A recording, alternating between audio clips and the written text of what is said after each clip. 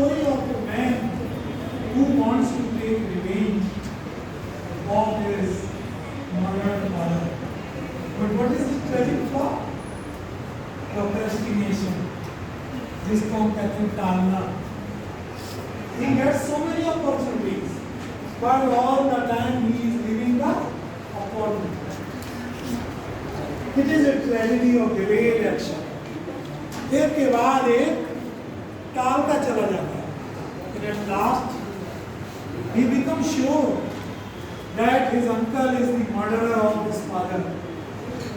But he fails because of his delayed action. So Shakespeare teaches you what Kabir has told you. काल कहे सवाल कर, आज कहे सवाल, पल में परलय होएगी बहल करोगे कब? है ना? Shakespeare is also teaching the same thing. In Hamlet, Hamlet is a tragedy of delayed action. Then there is a famous tragedy of Othello. Othello is a Moor. जिसको हर्षी बोलते हैं. He is not very attractive, but he is a great warrior. Desdemona is the most beautiful woman of her time.